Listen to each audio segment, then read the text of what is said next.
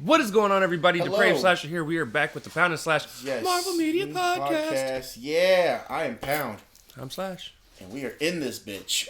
We are. So we've actually got some exciting things to talk about today. Obviously news, because we do that all the time. Right. And they're also excited about news. I was like, wait, what? We actually watched the first 7 episodes of the Superhero Squad show. Yeah. Which we have mixed opinions about, but we'll get there. Yeah.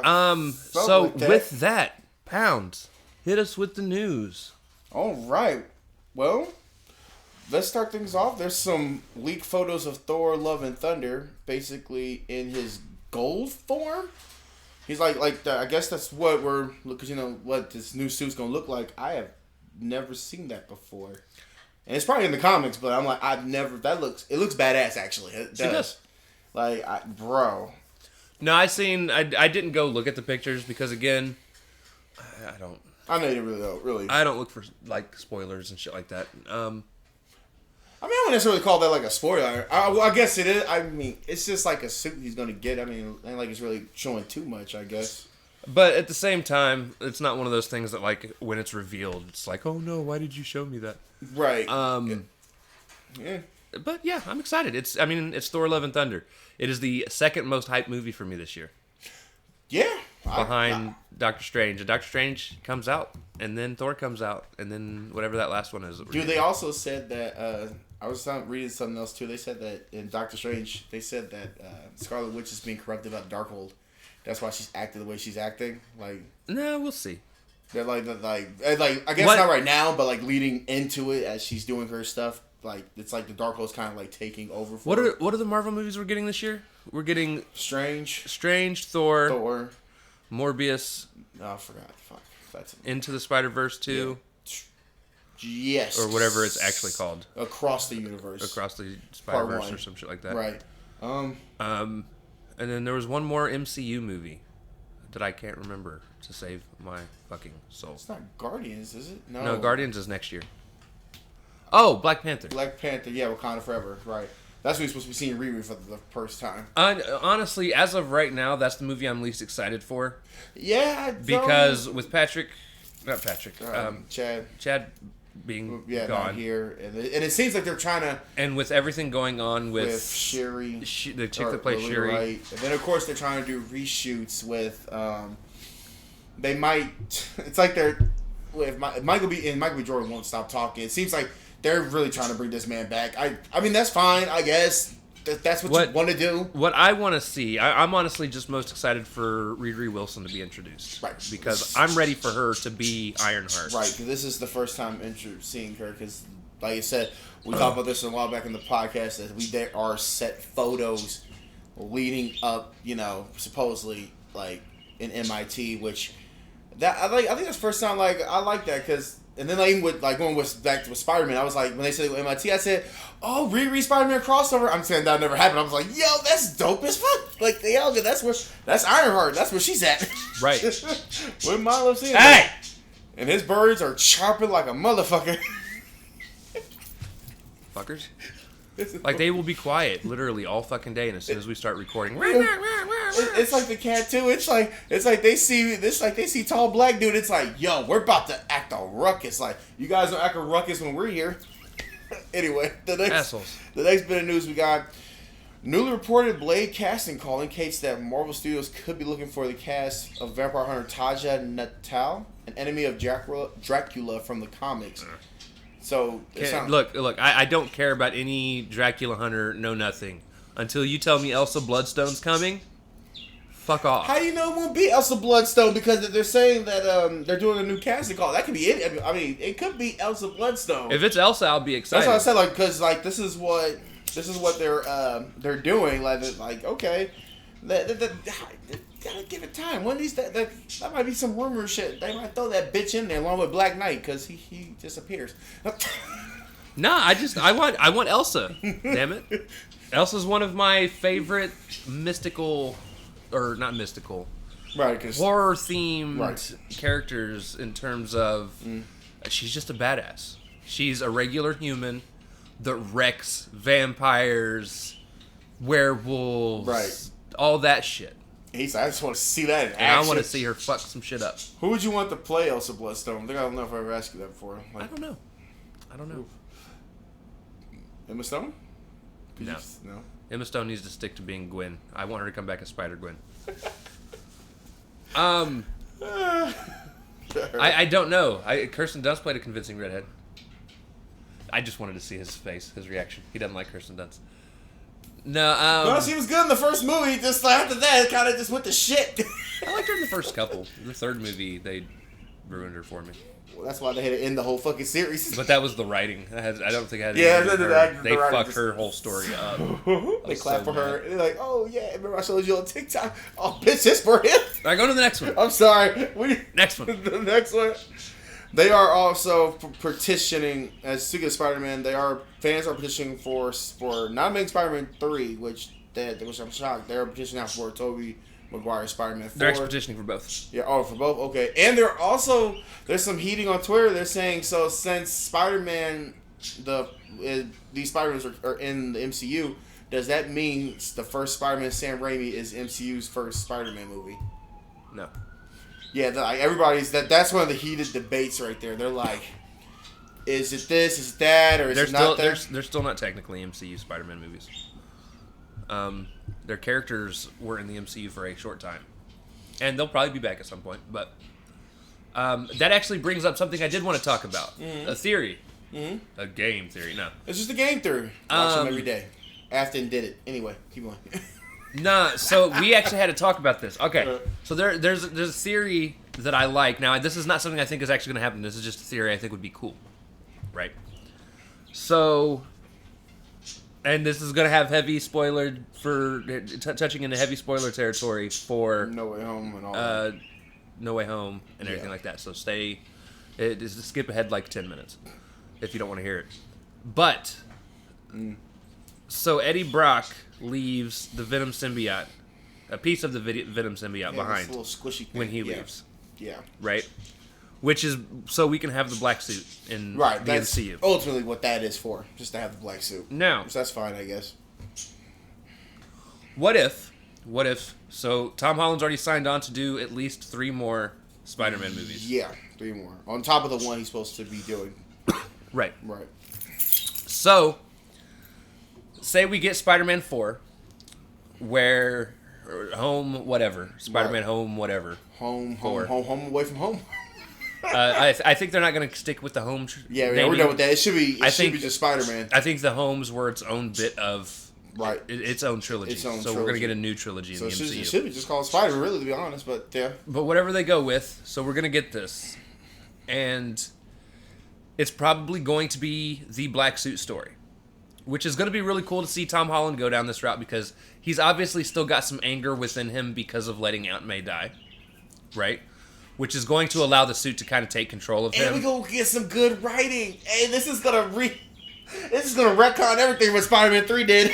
Right. If that is literally where it's going to. So say we get this, but it's going to be against a basic level villain. I don't think they're going to go above and beyond for this next one. No. Remember, I think we're going to get like Kraven the Hunter come over from the Sonyverse for whatever reason, maybe Shocker. Maybe we get. I don't think we'll get Shocker. Really? I think that'd be a dumb villain to be a focus villain.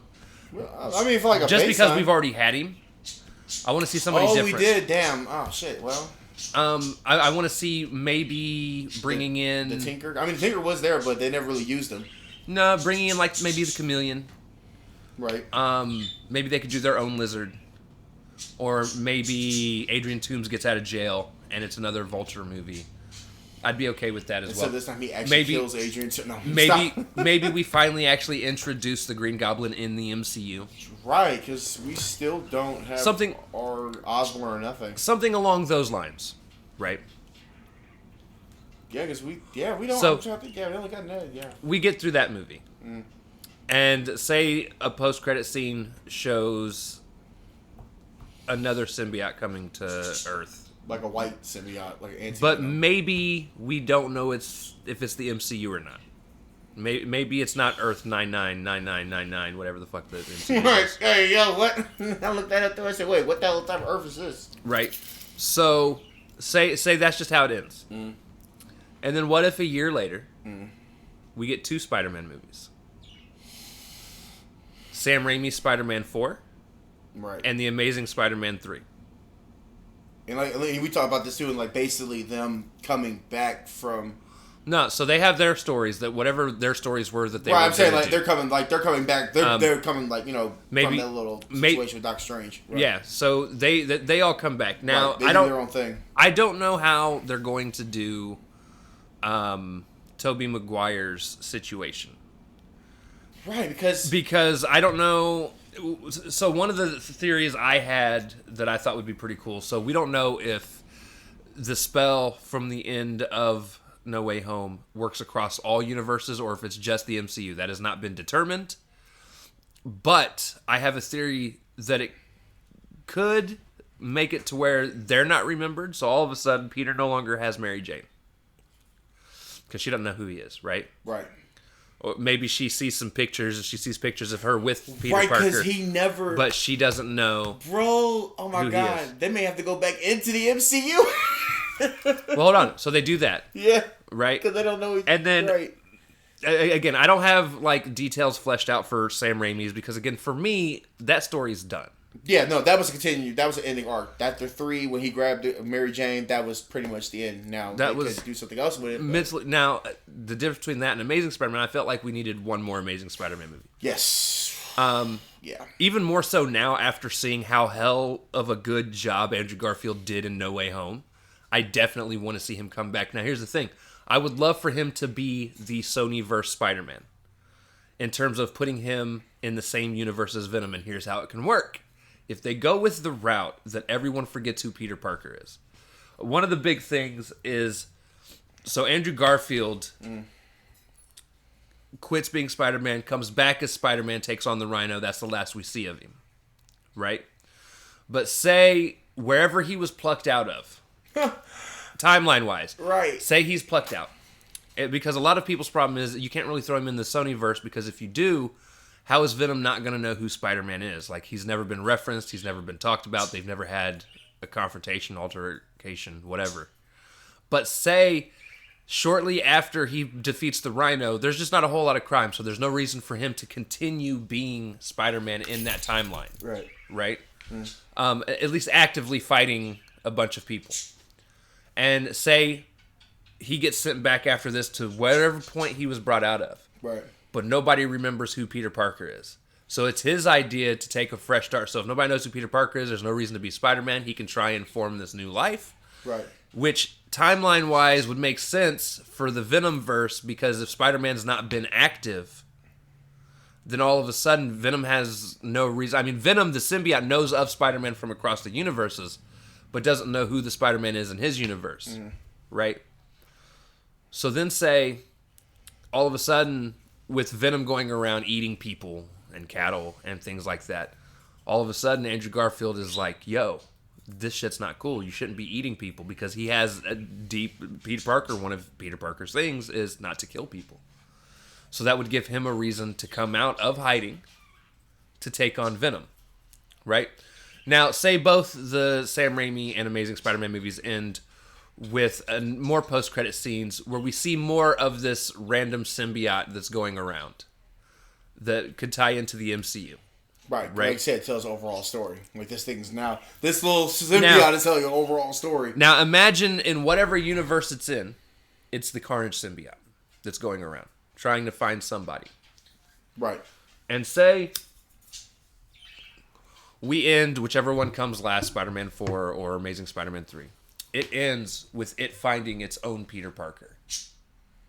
So now And now Carnage merges with a Spider-Man. With a Spider-Man. In one of the universes.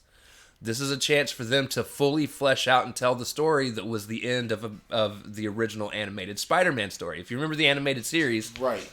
it's all the Spider people coming together to fight a Spider-Man that has the Carnage symbiote. It has the Carnage symbiote. Right. So they could actually tell the story in real life. Right. And all of a sudden, you have a reason to bring all the Spider-Man back together. You can get Tom Holland. You can get Miles Morales. Andrew Garfield. You can get what's his face from the first movies, that I can never Tobey Tobey Maguire. Maguire. I can never remember his name at You first. can get Ghost Spider-Gwen. So you get those three Get together. these guys in here. You could even pull Miles Morales out of the animated world and put him into movie Yeah, form. maybe this is literally like the part 1. Like this might be his part 2 going like into the real world. That'd be kind of. I mean, that's a stretch, but damn, that'd be interesting. But so say he goes, and then all of a sudden we can also get Spider-Gwen involved and maybe one or two other Spider-Men, because you don't want to fill it with like billions of Spider-Men, right? Right, because you can't Maybe- find maybe- billions of Spider-Man if you wanted Maybe just get like 5, 6, maybe 7 people. Get Spider-Ham. Fuck that. Let's go. No, I don't want no. We gonna get the car. You have a problem with cartoons? But Bam. but say right, you can actually get Emma Stone to come back and reprise her role as Gwen, but it'll be Spider-Gwen. Imagine the type of ramifications that'll have on Andrew Garfield seeing somebody else that is a Gwen Stacy still alive after he couldn't save his Gwen, but he kind of redeemed himself by saving MJ in No Way Home. And then turn around and see. But then turn around and seeing the face same as your girlfriend. Right. Just imagine the emotional roller coaster they could send him on, which would be an amazing fucking thing to experience. Because he don't know what to do. He's like, I know you. I don't know you. And it could be a big. It could even be the start of like a symbiote war. Maybe this evil Spider-Man's bringing all the symbiotes into the MCU, and they're all working together. And all of a sudden, these Spider-Men need to work together to stop the symbiote You know what's invasion. fucked up? The trump card would actually be Eddie Brock's Venom. And Eddie Brock's Venom come in and help him. It'd be the trump card. It'd be Right? the one that will actually do the one thing that it will retcon for Venom 2. Lethal Protector. It will actually... That's some funny shit. So I'm just So saying. they're getting their ass kicked, and then Venom, Now- this Venom will come out of nowhere and help them. Now, this is, like I said, this is just a dream scenario No, for yeah, me. it's far-fetched. I don't think it's going to happen, but it would be cool to see something like that. We even had the discussion once where it would be cool to see Null come in Yeah. as the next big bad that- MCU villain. Because we was watching a lot of shit from Screen Because- about that. Like, it better lead to something big with Because this. if you think about it, Null is a big bad in the world of Ultron, Thanos, people of that caliber. Right.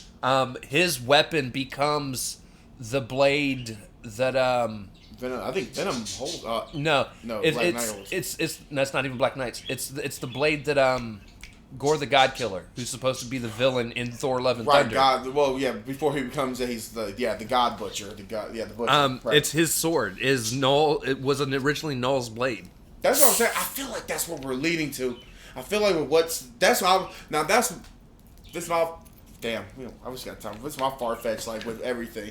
Like forget. I mean, I know what you're saying with the whole universe. I'm just saying this might be leading in the MCU. We might be seeing after Kang. We might be seeing. Right. Because Kang's still gonna be around because he's got billions of himself, but I think Noel might literally be the next big bad because with the symbiote, It just and the depends. E1 story, it's just too many questions going It on right depends now. if Sony will allow a Spider-Man character to be a big bad in the MCU. I'm just saying the possibilities with bend the knee on that one. with Sony and Marvel working well together right now, not having any issues. And they said like we're not gonna have no Easily- more problems or issues for right now or none. Easily coming together for ideas and things. I could see this stuff happening. It's definitely way more possible now than it was 7 years ago. Right. But I'm just I saying. just think all this stuff is too. It's if all it takes is Thor: Love and Thunder. And if he does have that sword, if he has that sword in that movie, it's too many. It's too many. Right. That's one of my little dream scenarios. It's like it's just way too much going on that we got the symbiote then, and we still might bring Eddie Brock Venom back in this situation. Like we're probably not done with him or any of these Spider-Man. But I'm saying it's just too much from that symbiote and the E1 sword. And then like I said, they said supposedly rumored that the Christian Bale's God Butcher, like he said he could be having no sword. I said, bro, so. Is this where we're leading to? Which that's fine. I'm all in for that shit. Me Like, too. bro. There's a lot of great possibilities, and Marvel needs to step it up. Watch that post-credit scene. He be talking to Noel. I'm like, oh shit, here we go. What I mean by Marvel needing to step it up is not the quality of content. Again, Content there. I still personally have yet to feel there has been a bad MCU movie. Because let me tell you, There are bad every movie franchises. Right. I have not seen a bad one. There are ones I like more than others. There are some that I feel they could have added more to. Could did more. Like for you, Captain Marvel. For me, it's Guardians. Like, I still enjoy Right, no, Guardians. I just... they need to put more out, because the problem is all these actors aren't getting younger that they're using. Yeah. They're about to have to Dave introduce Bautista. He said this is his last role. They're about to have to introduce the X-Men. They're in the process of introducing all these younger heroes that are going to be the Young Avengers and the Thunderbolts and all these other people. Right. But unless you start putting out 5-6 movies a year, you're not going to be able to tell this story the way you want to tell it. Right. And you could do all the Disney Plus shows you want, that's fine. But right now, we don't even have another Disney Plus show scheduled until May. Yeah. Which is when the next MCU movie is. We've only got 3 MCU movies planned this year. Right. There was originally supposed to be 4, but they keep pushing stuff back, whether it's the Omicron virus, whatever. Right. Like, for whatever reasons, we're not getting the amount of stuff we need to be getting for this story to evolve in the way that it needs to evolve. Right. Like, it's weird. And I know there's people that are probably out there that would completely disagree. Be like, yeah, but then you get superhero fatigue. I'm not fatigued. Right. That sounds like, you know what? That sounds like a you problem. Right. That sounds like a fucking you problem. That sounds like a you problem. Like, people who wait, like Hawkeye, like that thing that we read, the Hawkeye New York Post thing. Like, man, superheroes are dying. No, you're dying. And, let me stop like, you sound like you are done with comics altogether. And it's irritating to see the things people are saying. A prime example. A very big example. What was the movie that came out? Eternals. Thank you. Eternals comes out. I fucking loved it. I loved it. I just wish they had took more time with the characters as much as they did. Like, I don't know. You can't do that when you got 10 heroes. Yeah, and they got 10 heroes. And they're all being introduced at once. You're right. Otherwise, it was okay. It was entertaining. I liked it. We gave it an A. Right, yeah, gave it an A. It got put in Gilgamesh an A. should not have died, but that pissed me off. But other than that, I was cool. I was going to say, a couple of them dying was irritating. But at the same time, like, it was the story we needed to propel or to push forward the and once again, eternal. It still pushed forward a narrative. We got Thanos' brother in here now. So, Not that I care about Harry Styles. One Direction? Oh, come on. No, we're good. But yeah, so Arrow shows up. I think that's his name. Yeah, it is Arrows. And Pip, Patton Oswalt's character, shows up. Pip shows up, whatever. Yeah. But I'm more interested in terms of Black Knight and Blade being together. But more so, the Eternals get taken off by the Celestials, and they're pushing that forward. Right. Like, and just seeing these big ass beings, like, bro, like, what the fuck? All of a sudden, we now have an idea of. Can't wait for Galactus to come in. Because he is supposedly another Celestial. I think he's a Celestial killer. A Celestial killer. Okay. He eats the planets that are inhabited by. Or impregnated by the Celestials. I should say that last line that the Celestial did say, he said, I'm going to go back and look at their history. I said, damn. And then he said, if not, I'm coming back. I'm like, bro, we need a unit here, people. So, we have nobody. That was tangentials aside. Right. There's just so much that needs to be done. Right. With very little time to do it in. Well, especially. He just said this was like. He said 100. He said he had 100 projects going. Feige's got over 100 projects going. 100 projects going right now.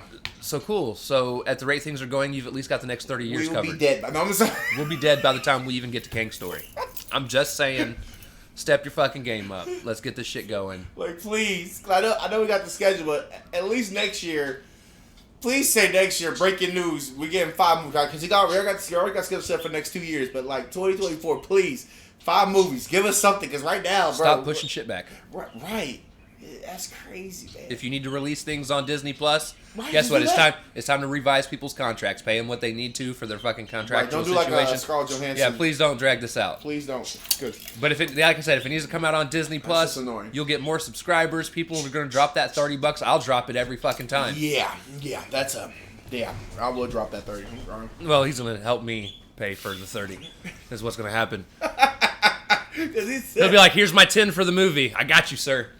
All right, I got you for the all 20, but here's just a 10. Which means go sit down. Let's watch this movie. Oh, shit. And then be ready for the podcast right after. Right, literally, like, right after we do it. I'm just saying, there's a lot to do. Now, is that all the news you had? No, just got one more, and that's it. There is rumor that Ms. Marvel's reporting set to undergo substantial reshoots starting later this month, pushing. Let's go back to then really it's like a segue really back to your shit. When you said step it up, and then they're doing it backward, and they said it could be pushing it for another. It may not make it on its release date because of the reshoots. Because no. This month. So here's the thing with Ms. Marvel, they need to do the reshoots. Okay. Here's why.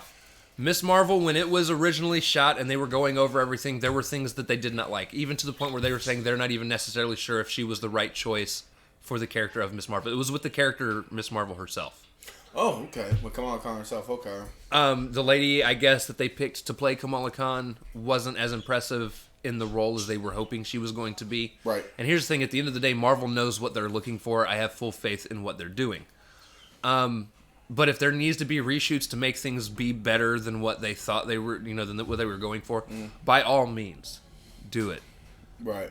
Just make sure you have people around the clock editing that shit so we can get our shit on time. Right. And released we where don't it needs to be. Because they said supposedly it might push it back from its original start date. And I said, I'm just thinking back to, it's Morbius. But then again, this is Sony and Pascal don't know what the fuck she's doing. Hand me the main game box real quick.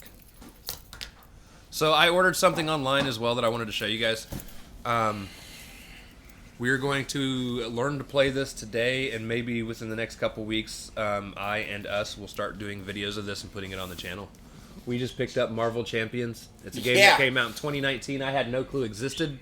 It looks fun. Created by Fantasy Flight, who's one of my favorite board game makers. It's another card game. It's a living card game. I actually have another one of their living card games that I used to play quite a bit. Super excited to check this out. We got it, as well as like 3 or 4 of the character expansions, a couple of the mini scenario expansions, as well as the first big box expansion. It's a nice hefty little box. Right yeah, now. it's like 2 or 3 pounds. With more to go into it. Right. He has like over 10 villains and 8 or 9 heroes. We're super excited to check this out. It looks fun. We'll let you know next week during our recordings what we thought of it. Mm-hmm. And I've also got another friend coming over tomorrow, which he's more than welcome to join us if he wants to as well. At least he's planning on coming over tomorrow. That he wants to check it out as well. So a lot of fun things in the future. Thank you. That back now. Marvel Champions. I just wanted to show you guys that. It actually looks like a really fun game. We've watched a couple videos on people playing it, and all right, and it looks simple. Now that we've drugged this out for like 30 minutes. Yeah, because we're gonna like blitz speed through these episodes, man. I'm just kidding. Yeah, fucking 30 minutes of news. Congratulations. All right, we haven't done that in a long time. No, we haven't. That's been a minute. So the way we do the TV show outlines for things that we're going back into the past, I will read a quick synopsis. Overall, we'll talk a little bit about the episode, things we liked, things we didn't like, and then move on from there. But just starting off, this is now something I'm doing differently. I am not talking about new characters that are introduced in each and every episode. Every goddamn Marvel hero known to man is like in this fucking show. Yeah. Okay? By now and how long? Unless you're like super young. I had to, bro. You should know who all these people are. Right, by now. Now, during the time when it came out, he was confused. Right. But oh, yeah, I was definitely confused when it first came out. So what the fuck is this bullshit? This is the Superhero Squad Show, Season 1. This came out September 14th, 2009. Yep. Well, Season 1 went from, or carried on from September 14th, 2009 to February 20th, 2010. It's a total of 26 episodes. 36 episodes. 7, 14, 26. 26 episodes. We're covering 7 this week, 7 the next week, and then 6 per week the following 2 weeks. A lot of work to be done. One of those weeks we'll actually have to record 2 weeks in a row, so be ready for that in one sitting. I like how he keeps like the most. No, I'm just saying because we're going out of town. Oh, that's right. So keep that in mind. Right. Now, with that being said, we're going to go ahead and jump into this. Episode 1 is called And Lo, A Pilot Shall Come. Now, one of the cool things about these episodes is in the intro, which I don't like to sit through, but I sit through just to see what he turns into. Hulk eventually grabs what is called a fractal at some point in the intro. And when he does, he transforms into something different. Each episode has a different thing. Think of like The Simpsons when they all rush in and there's always a different intro sitting position at the end or stuff along those lines. In this very first episode, Hulk turned into Baby Hulk. Yep, he was Baby Hulk. Which was pretty cool. Kind of cute, I guess. He was an adorable little... he got a babality from Mortal Kombat. Babality, yeah.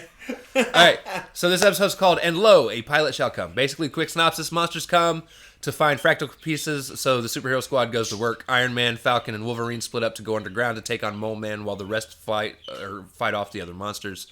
When Mole Man gets the fractal, he gets big, fast legs and can communicate with Fin Fang Foom. After initially beating the superhero squad, they run from Fin Fang Foom back to the surface.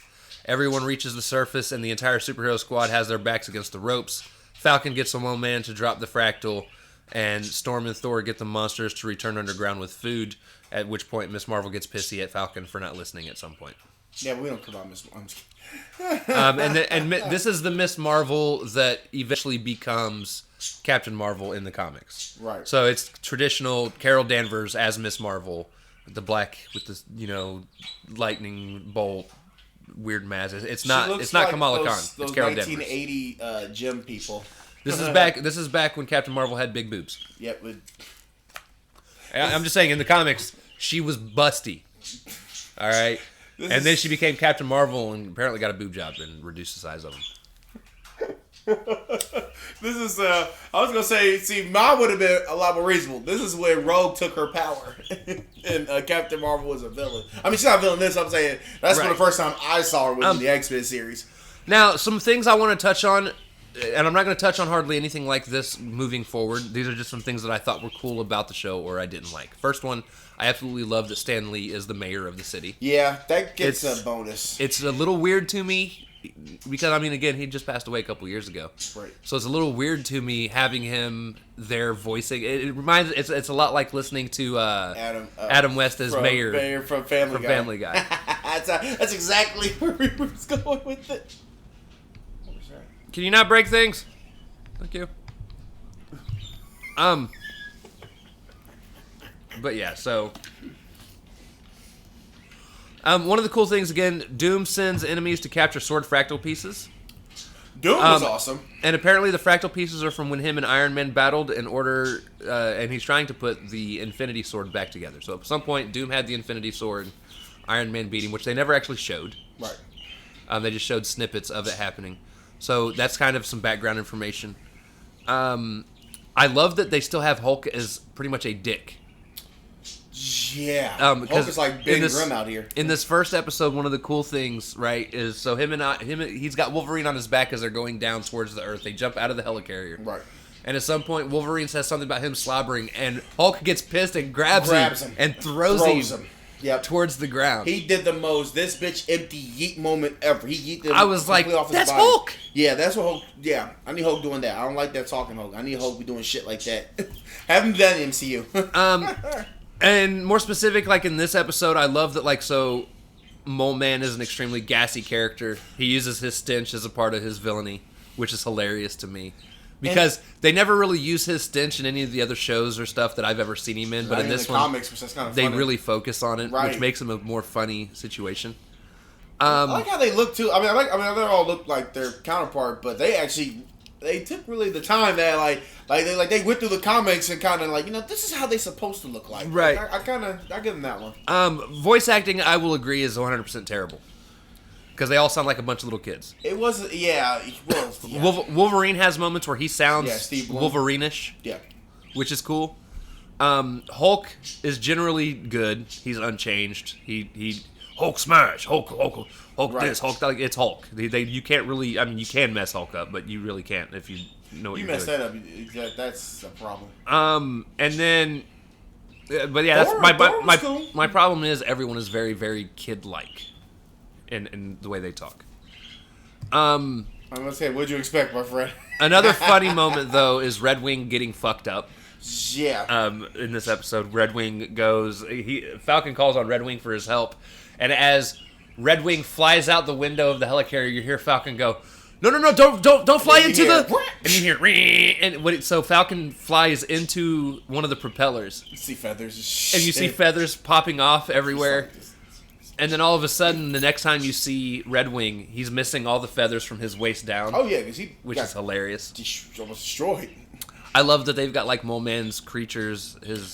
From the first issue. That's kind of cool. I give him that one. And one of the other things I love about this show as well is we don't get a moral of the story moment that so many kids superhero cartoons have. Oh, no, it's 2009. Like, I don't think they had too many morals. Man. Like, you don't go into, like, it's not a story that's based around teamwork or a story that's based around this like we were getting with Earth's Mightiest Heroes. I mean, we still love that show. Right.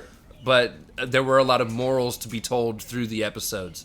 So And honestly, so if I had anything to compare this to for those of you guys, I was really dreading going into this. I actually really ended up enjoying what I've seen of it so far. There were some ups, there were some downs, but over and above all, it reminds me of my favorite animated kids show of all time, which is the Animaniacs, except with superheroes. Mine's like a watered down version of South Park. They do extremely wacky, dumb things. You're not going to get... Each episode's more of its own individual story. There's not an overall plot being told. Yeah, that's it. If you just get rid of the story, it doesn't really matter. But the humor in it, it's very immature, goofy, zany, crazy, wacky shit. It's an enjoyable watch, as long as you're not going into something that you're taking seriously. And unfortunately, during the time, a lot of people probably were going into this taking it seriously. At that time, that was when Spectacular Spider-Man, the Earth's Mightiest Heroes did come out, starting to come out, and it's like, what the fuck am I looking at here? Now, this first episode, I did give a 6 out of 10. I gave it a 5. I was cool with it. Like I said, jokes there. Plus, what really saved, like I said, Stan Lee, and of course that fucking throw. He could have played football. Right. And I was going to give it a 5 until Red Wing flew into the propeller blades, and then I lost my shit. I was like, that is fucking great. I need more. And of then that. Like you said, they kept the continuity because like throughout the whole episode, that's what happened. His whole middle part was done. So all right, so episode 2 is called "To Err Is Human." In this one, Hulk turns into Grey Hulk in a trench coat. Yep. Which cool. Like I say, you see it every time in the. That's something about it. That's why that song's in my head because it's like something different. Not even just Hulk, but Hulk's one, but it's like certain different like little snippets in there that they change a little bit too. It's like, oh, like that's happening. Like one minute they're fighting fake boom and one of the themes. I'm like, oh, okay. Right. That's pretty cool. So, but you gotta sit through the dreaded superheroes. Yeah, that intro song is terrible. Yeah, that is like where my nightmares lay. All right, so for the quick synopsis of this one, Reptile joins the superhero squad. Wolverine becomes his mentor, not willingly though. Yeah, he's like, fuck that shit. The team excavates at a site nearby to retrieve a fractal. Doom sends Abomination to fight them. Abomination runs. Reptile runs after and runs into the Wrecker and his wrecking crew. Reptile then defends himself pretty well by calling on the power of the Ranger Zords. I mean, Dino powers. Oh, Dino Thunder. Yeah, I was gonna say Dino Thunder. Powers Dino Thunder. Yeah, no, you're close. Until the superhero squad shows up, Wrecker gasses them and takes the fractal. Reptile then stops them with a last-ditch effort, and the villains run off. The fractal goes into a sewer drain. Reptile then ends up being bummed about his error. Wolverine tells him to hero up, which is their version of saying man up, which it irritates the fuck out of me. And then the team splits up to go find the fractal. And he says it too. That's what gave it. That's one name. So you need to hero up. He actually says it. I mean, it's just so stupid. I think he was gonna actually say it, and now I'm thinking back. Yeah. So the team splits up to go find the fractal. Wolverine ends up calling in for help because he's getting his ass beat, and it's Ninja Turtles. And it's morphin time. Reptile saves him. Dino Thunder, power up! Ha! Reptile ends up saving him. They find the fractal and defeat the villains. Doom interferes. We get Doom bots, which was pretty cool. Yeah, that's cool. I also love, by the way, in the background you see a Lockjaw water fountain, which is pretty neat. Yeah, that was pretty cool. I like that. Little snippets, like it's just like Earth's Mightiest Heroes, little snippets here and there. So they were actually doing something with it. Doom bots are stopped, and they get the fractal back. Reptile is then congratulated. That's how the episode ends. Now, here's the thing. So this was one of those episodes where I think I ended up rating it actually kind of low. Oh, dear. Oh, no. Yeah, I gave it a 6 out of 10 as well. Yeah, I gave that one a 5. I mean, more than this is going to be 5 for me, but, you know.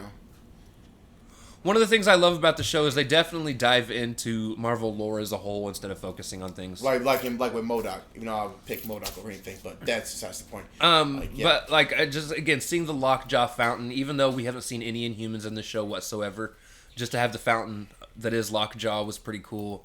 You got Doom hiding out in his hideout is a...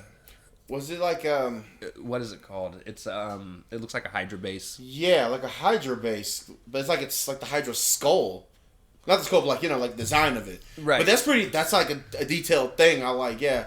I said, oh, look at that. So the attention to detail in terms of just mixing all of this Marvel stuff together, I think they do a really good job. I would love to see something like that done in a more serious manner, where they combine all these superheroes into like an actual serious show. Because this is very much it's superhero city. is what it's called. And it's like a and gate. Like a gate blocked off between both of them, between the villains and the heroes. So, it's like it's got like every hero, every villain known to man living in this one city, which is a little wild, but it's fun to see. Hey, that's what sells toys and video games. It sells toys and video games, man. So here's the thing: my only point I had to add to this was who the fuck is Reptile? And the Reptile. Yeah. It turns out he's actually a character in the comics called the comic series he was in was called Avengers: The Initiative. Yep. And I consider him the Wish version of Beast Boy, basically. Just without the green skin. I consider him the Power Ranger that if he was a Power Ranger, he would be all the fucking Power Rangers. Like Triceratops head. Right. Raptor feet. I just think of and this thing did come out, which is they call the lizard. It's called Power Ranger Dino Thunder, which had Tommy Oliver. That literally he was one of them. Now I'm going to try and remember to tell you guys what I think is the funniest moment in each episode, because again, this is very much a kids comedy show. Right. And the funniest moment in this is Reptile is trying to impress people, and he ends up falling through a window out of the helicarrier. Yeah, I thought he was dead. I said, well, roll credits. They do the thing where it pans super far back, and you see this little character falling. He's like, ah! Dude, I lost my shit. And then all of a sudden, he's like, pterodactyl wings, and he can fly. Right, pterodactyl power, ha! He's he like, pterodactyl. He became the Pink Ranger. I'm like, okay. But just the moment where he initially falls out, I'm like, who's going to save him? And then he did the pterodactyl wings. I was like, okay. Can you imagine? I don't know what I'm going to turn into. Like, oh, he about to die, bro. Roll fucking credits, Roll credits. He did it. That's why I said this would have been like I call it Waldorf version of South Park, because if he had just went, I was like, yo, that's fucking Kitty, bro. All right, episode 3, which is the episode I hate the most out of all of them that we've seen. Oh, you hate that one? I thought that was interesting. This is called This Silver, This Surfer. Yeah. Hulk turns into regular Grey Hulk without the trench coat in this one. Mm-hmm. Way to be a little original there. So in this one, the heroes are up against Dr. Doom, who's gotten a fractal. Upon trying to defeat him, Silver Surfer reflects a Doom blast into the helicarrier, causing it to crash. Can I say something? I don't like how Silver Surfer just like appeared out of nowhere. That was kind of weird. Was he always? He's been in every episode. Oh, okay. It was like, well, this shows you how bad this series is, because I'm like, bro, now you gonna do something? You could have. Never mind. Right. No, we get Riptail though. So it's starting to crash, the helicarrier. The heroes have to save it, which lets Doom get away. It's kind of irritating because all the heroes are trying to stop it in its place, except for the guy that caused it to crash, and he's just like, I don't care. It's like, dude, you caused this. Isn't it? Like, right? You see what I'm saying? That's some shit. That's some shit right there. So Iron Man ends up scolding Surfer, and then everyone starts to kind of be a dick to him. I feel like I would have just pissed up everybody. I'm like, you know who I am. So he leaves and tries to help humans on his own, but ends up fucking up every single time he's trying to help people, because he just doesn't understand Earth people. He ends up getting captured by Doom, and Doom uses... I don't know how the fuck that happened. Okay, sure. Doom uses him to drain his energy to put into the fractal dagger. At 98%, he pulls the knife out thinking that it's finished, and then our heroes end up saving Surfer. Surfer, almost dead, calls on his board to take him into space where the cosmic rays replenish his power. He returns, drains the power from the dagger, beating Doom, and is then accepted back into the team. It was just a boring episode. I gave it a 3. I gave it a 5. I gave it a 3. I didn't really like it. There weren't really a whole lot of funny moments either, except for like when he was fucking things up. Like, I think that's what the funny was. They wanted to just see that Silver Surfer was like first of all philosophical. They turned this man into a Baywatch character, right? So like he goes to help some old lady across the street, and of course he walks her across. He flies her across the wrong street. So she's actually further away from where she's trying to go. He then tries to like help a dude who's trimming hedges. Yep. And instead burns all the trees down so that they're not there. He's like, I've helped you, human. Right. He's like, I got you, dude. I'm like, yeah. I'm like, oh, dear. I hate the fact that they gave him a surfer boy voice. That's what I said, because it's like, wait a minute. Because I don't know if you've seen the Silver Surfer TV show. He was more calm. And even in the Fantastic Four shit, like, he was like that. This way, like, yo, Toolie Tobler, dude. I'm like, no, he's Michelangelo. Right. Oh, shit. They gave it without the nunchucks. Without being cool. So yeah, fuck up everything. It was just a boring episode. I gave like a 3. I didn't care for it. There was no hijinks or nothing. I was like, well, there's that. Episode 4 is called Hulk Talk Smack. And in this one, Hulk turns into MODOK Hulk, which was kind of cool looking. That right there is the reason why I think I like that episode. Yeah, that's cool. So Hulk and Falcon follow Claw, and who I think is Shriek. I'm not sure who she is. Yeah, the with the star or the circles and I thought it was Domino. I don't think it's either. I think I don't remember what her name was, but that's who I thought it was at first. I thought it was Shriek. Right. But they follow him into a library. Inside, Shriek finds a fractal hidden. I'm going to call her Shriek. I'm pretty sure it's wrong. Right. We gotta probably go and probably look at the credits and the. But I'm just letting you guys know. But she finds a fractal hidden in a book. After a brief fight, Hulk grabs the fractal with his hands, turning him into Smart Grey Hulk. Right. Later, Iron Man agrees to let Hulk keep it because he likes Smart Hulk. Doom sends in his 2 failures to meet up with Melting Man and Toad in the sewers. Oh, God. They then proceed to send our heroes on a wild goose chase that ends them with Iron Man collapsing a part of the sewers, cutting themselves off from the villains. Up top, the villains put a hole in the dam, flooding the sewers. Meanwhile, while this is happening, Abomination and MODOK show up and beat the crap out of Grey Hulk because he just doesn't have the will to fight. That's pretty stupid. Falcon convinces Hulk to put the fractal down, and he does, turning back into his old self. Right. He beats the hell out of the 2 villains, and then heads out to help the team that's struggling with the dam break. Silver Surfer and Thor team up to redirect the water back outside. The villains get away with another piece of the fractal they found in the dam, and the heroes save the city from drowning. I think this whole series is really kind of bad. I'm not saying it's not. We know it's bad. I just think damn, y'all supposed to be saving these things, and y'all so far fucking up. Right, actually 3 times actually. So yeah. I actually gave this episode 7. I really enjoyed it. I gave it a 6. This is my first 6 I think I gave. It was okay. MODOK Hulk kind of saved it. Otherwise probably been a 5 again. But when I saw that, I said, that's dope. Good times. That's nostalgia. As far as a funny moment in this episode, I'm trying to remember back. I didn't tell you guys the funny moment in the last episode. The funny moment in the last episode. Wait, that was Silver Surfer. Was Silver Surfer? Oh, I haven't been telling you guys funny moments in any of them. Never mind. Right, remember because Silver Surfer was the whole point was him fucking up. That was like ha ha ha. That was a ha ha ha. I think it was the second episode was the one where the Wrecking Crew dude ended up becoming small. Oh yeah. And Falcon bends over, he's like, "Hey, what's up, little guy? How you doing?" I think for that other episode, I think that's when Silver Surfer said he did the X-Men thing. He's like, so that's what happens to toads in water. We're like, oh, he did an X-Men. Okay. Yo, that's one thing. It is self-aware. It is self-aware. It is a piece of shit. It is a piece of shit show. Hey, it's aware of itself. I like that. All right, episode 5, which I think is one of my favorites. Although I think I still just gave it a 7. Yeah. This is called Enter Dormammu. Yep. Hulk turns into a Hulk Transformer. Dude, that was lit. I like that one. Michael Bay. He Michael Bay that shit. That's what's up. Right.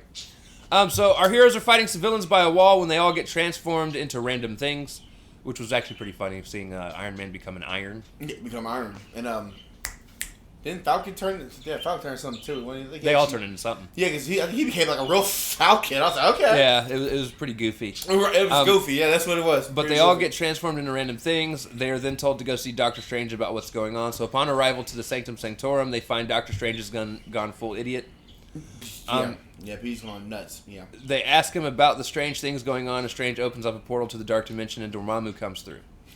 Dormammu summons the Mindless Ones, and they go out into the city, and our heroes chase after Dormammu, then attacks Doctor Doom, demanding to know what... Or Dormammu then goes and attacks Doctor Doom, demanding to know what an infinity fractal is. Our heroes then take out all the Mindless Ones as Dormammu appears in the streets, which he's got both Cap and... was it Wolverine? No. Cap and Doctor Doom in little bubbles. Yeah, bubbles. Right. Because they were still fighting each other. Right. And we find out Dormammu has placed every known fractal that's available so far in his collar, making him super powerful. Strange shows up and goes full wacky again, transforming everyone into other things. At this point, I think Iron Man gets turned into a putter, which is funny. We then find out that there's actually an infinity fractal that has been stuck inside of the Eye of Agamotto, causing him to be wacky. Dormammu hits Strange hard enough that the fractal comes out. Strange opens up a portal, sends Dormammu back through to the Dark Dimension. Right. After he frees everyone, he then pulls the fractals from Dormammu on Dormammu's way out to have them isolated again. Right. And then it actually, that's where I stopped typing. It actually ends with them all in the Sanctum Sanctorum having a conversation. Having a conversation. Like, talk about their winning, I guess. At which point they just bounce. And that's how the episode ends. Which, technically, it was Doctor Strange being the MVP of that, the wacky dude, which is kind of funny. Because you would think, oh, it's the hero. I mean, he's the hero. It's like he went full wacko from the Animaniacs. Like he was just right. Well, and that because you didn't know at first, you didn't know what the hell that was. It's like, oh, it's the stone. Slowly turning away from the camera. I was thinking like, oh, it's the stone. And I forgot these are not stones. Well, you might say they are stones, but it's kind of funny. It's like it's making them go crazy. I'm just like, oh, that's cool. Like I like the whole concept behind that. That's pretty neat because he was literally lost his shit. I said, yo, you gotta calm down, bro. Right. Only Iron Man and them can do that shit. You can't. Really ended up enjoying this episode. I gave it a 7. I gave it a 5. I gave 5. It's cool for what it was worth. It's cool. All right, episode 6. A brat walks among us. So the heroes for hire, which are Luke Cage, Misty Knight, and Iron Fist, run across this child. That was neat. I like that, by the way. Right. I like that. Run across a child throwing a temper tantrum as she's chucking vehicles everywhere. Some villains attack her to take their fractal, which is the jewel and the tiara she's wearing. Right. But the heroes help her. They take her back to the helicarrier where the heroes take turns babysitting her until they are all worn out. Meanwhile, Falcon is trying to find her dad. Falcon and the heroes fight off a couple more villains, and Falcon ends up finding her father, who happens to be a firefighter. The little girl jumps off the helicarrier to find her dad and is teleported on her way down to Doom's lair, where she wreaks more havoc. After which she escapes and goes back to trying to find her dad. Luke Cage is driving her dad to her while a big group of heroes go against a big group of villains. It becomes kind of a football match, which is funny because Reptile is actually calling it like it's a football match. Right, he even said it self-aware again, I tell you. He said, it's like a football match. Look at you! Discount Power Ranger Beast Boy looking motherfucker. Like, look at you. Eventually the heroes win. Luke shows up with her dad, who convinces her to give the tiara to the heroes. She puts it on Hawk's head, who then becomes a Disney princess. That was interesting. And I gave this episode bonus points for Iron Man telling Hulk, men don't smash little girls. Or big ones. Because here's the thing. Obviously, we know it was not intended for what I thought of when he said it, because I fucking lost my shit. Yeah. I was like, this goes into dark humor for me. Yeah, dark, very dark. Yeah. But that's not how it was intended. And I'm pretty sure, looking back, I'm surprised that episode's still on Disney Plus and they didn't pull it off. But, and how he said it... Hulk, men don't smash little girls. Bro, bad dog. Look. Bad dog. Bad dog, Brian. Like the family guy. I'm sorry, it's my dad. It came out of it. I wrote down a 7. I think I'm actually going to revert that and say it was a 6. 6 out of 10 for me. Yeah, I gave it a 6. Yeah. It was funny. But it was one of the funnier episodes. Actually, it was. So watching her drive all of the people nuts. So when they were doing the babysitting things, yeah, she was. And they're taking turns. Like she's pushing the self-destruct button with Iron Man. Right. She eventually Wolverine. He's trying to make paper mache or paper cutouts for her, and then like he'll hold it up, and he's trying to convince her to give him the tiara, and she won't trade. Because the whole point is to get the tiara off her head, man. She's playing hide and seek with Hulk, and Hulk can't find her, so he's starting to rip doors off.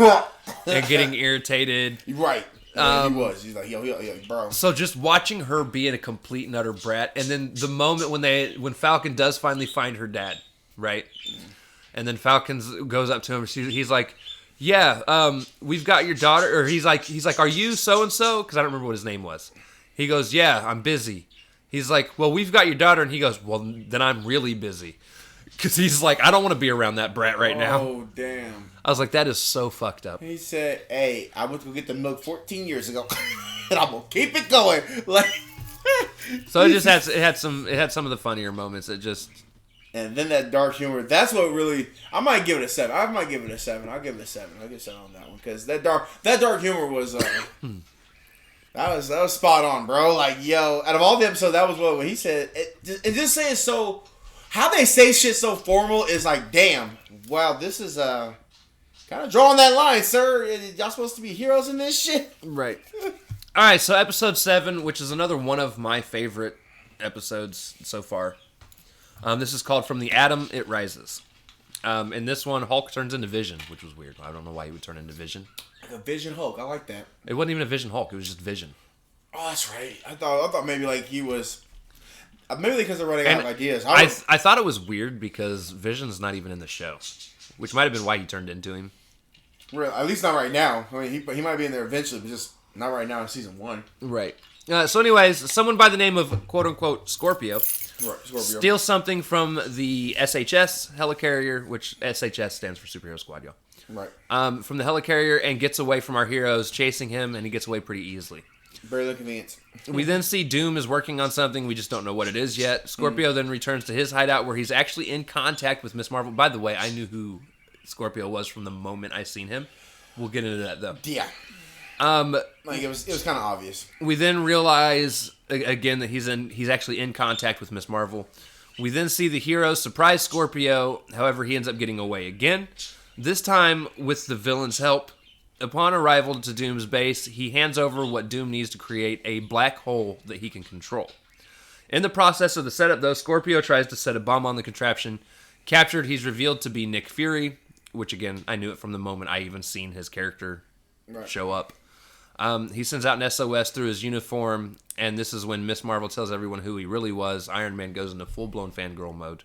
Yeah, he he like kawaii. Oh my god! Like bro, I was like, bro, that is interesting. They all go to rescue him. During the fight, the black hole is formed, but Nick Fury knocks the fractal away before it can be completed. Our villains are all sucked up into the black hole before it disappears. Nice. Nick Fury then ends up leaving, and the villains are actually on a spaceship on the way back to Earth, but due to Mole Man fart, they crash land on Saturn on the way out.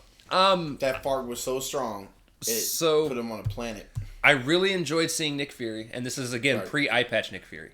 Right. Yeah. Again, yeah. Which, there was actually a moment where they tried to hint to you who it was throughout the episode. I don't know if you remember, but there's a part where MODOK's wearing a disguise. Right, a disguise. And he's actually wearing an eye patch.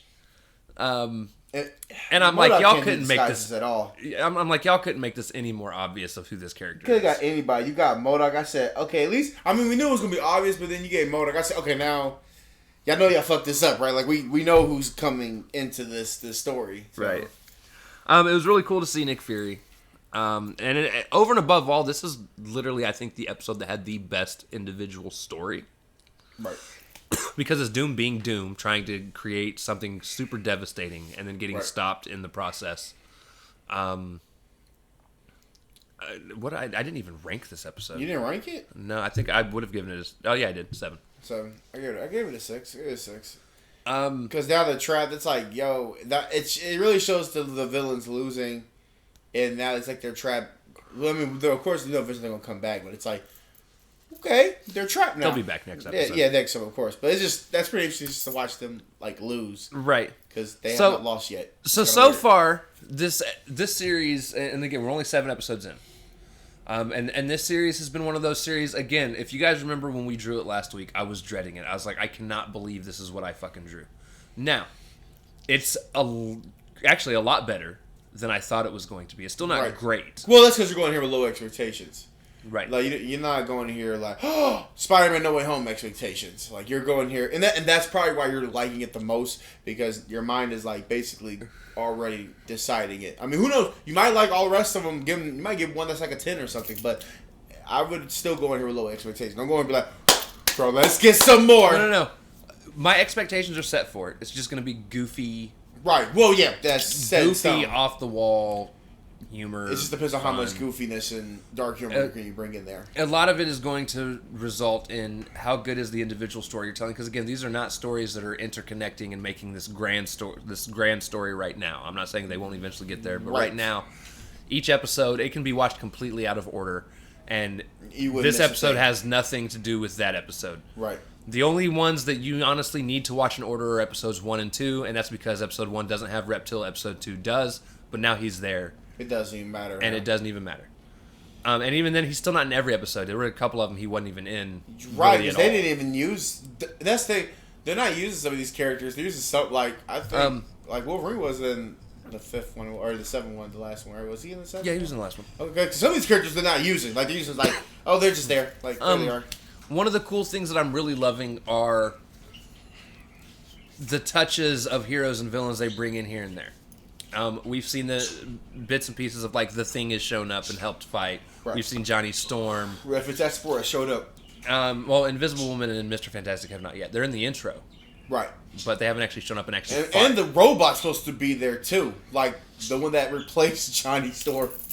But we've seen. I mean, the main team is pretty much consisting of Silver. Well, Miss Marvel's the leader of the helicarrier. She's not even a leader of the superhero squad. No, because Iron Man is. She's just the owner of the helicarrier. But Iron Man's the leader, and then you've got Wolverine, Silver Surfer, Hulk. Reptile, Hulk, Falcon. I Falcon. think that's it. And Cap?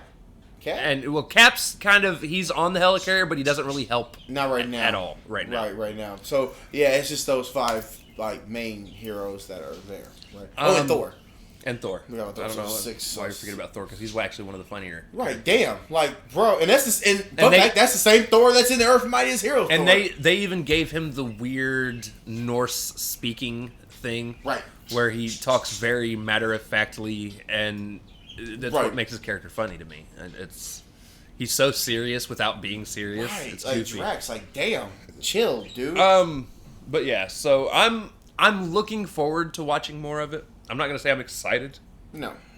I would definitely much rather be watching, I don't know, a Spider-Man animated show or, X-Men or something. You would say Evolution. Go ahead, say Evolution, bitch. I was waiting for it. I was like, Just X-Men. Just X-Men in general. The 95 X-Men. 95. Now, even then, X-Men Evolution actually didn't end that bad. I am looking forward to whenever we eventually do pick that back up. Right, season 2. Yeah. But yeah, this was okay. But yeah, it's okay for what it was worth. It's not been bad. No. It's definitely surpassed my expectations. And I'm excited to see. Well, not excited. I'm looking forward to seeing what other goofy, stupid shit. And every time I work, I say, "Have you seen the episode?" He said, "I actually did. I like that." I said, "Okay." I'm like, because one of these days I'm walking by, have you seen this episode? What'd you think? Bro, this is fucking garbage. Like, oh, shit. Even Damien enjoys the show. But he has also fond memories of watching it with his kid when his kid was growing up. And that's the same. Like, it's more of a kid, like I said, a kid's show, like with your child. And I told Damien, I said, this is actually, it's ass, but I like the jokes. Overall, it's ass. I mean, hey, where can you go with that? So. But yeah, so next week we'll be watching the next 7 episodes, so be here for that. Yeah. Again, we're going to be playing this here in a little bit to see what it's like. Marvel Champions, guys. Marvel Champions! Great. Thank you, Fantasy Flight, for making another Marvel game. That I get to sink a shit ton of money into. Dude, just this shit that I bought was like $260. He told me that shit. I was like, my guy. Like, what the fuck, bro? What is happening? Why? But yeah, super excited to get into that. And damn right. Spend money. We're going to get into this shit. Don't forget, later this week is our comic episode. And we actually had some pretty decent comics this week. Yeah, I actually like these. Damn. I mean, there were a few that were kind of There were a couple stories within the 6 of them that we read that were just kind of meh. But over and above all, they weren't bad. Yeah, compared to last week, which they were ass. Well, 3 of them were ass. Some were good. But alright, so with that being said, we love you guys. Thank you all for watching, and we will see you all next week. Excelsior! Yeah.